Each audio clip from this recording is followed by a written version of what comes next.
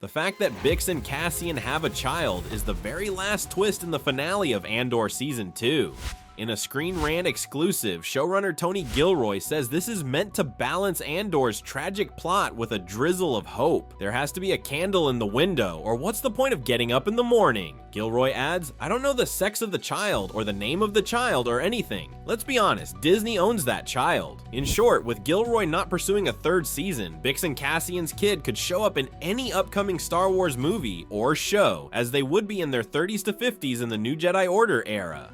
Speaking of which, this era may not even exist without this next Andor twist.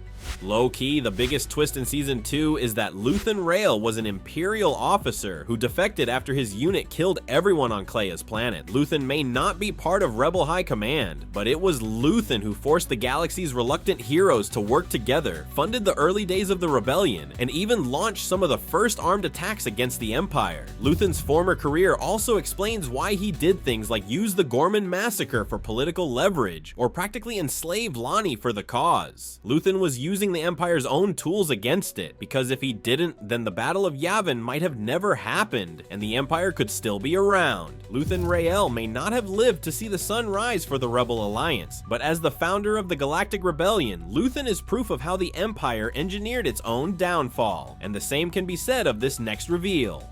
We always knew Senator Mon Mothma joined the rebellion for a good reason, but Andor finally fleshes out the backstory and actual event that forces Mon into exile with the rebels. After she openly condemns Palpatine himself for the Empire's role in the Ghorman Massacre, it was notably Cassian Andor who whisks Mon out of Coruscant. More importantly, as Mon's speech exposes the Empire's plans to profit off killing 1,000 citizens, it also radicalized countless other rebels into joining the cause.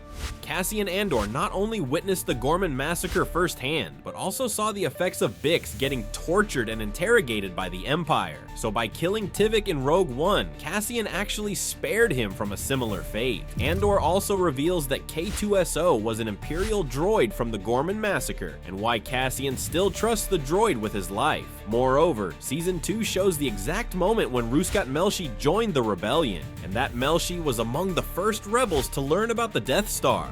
So did we miss any other huge or crucial reveals about Andor's part of the Star Wars timeline? Tell us your thoughts in the comments and keep watching ScreenRant.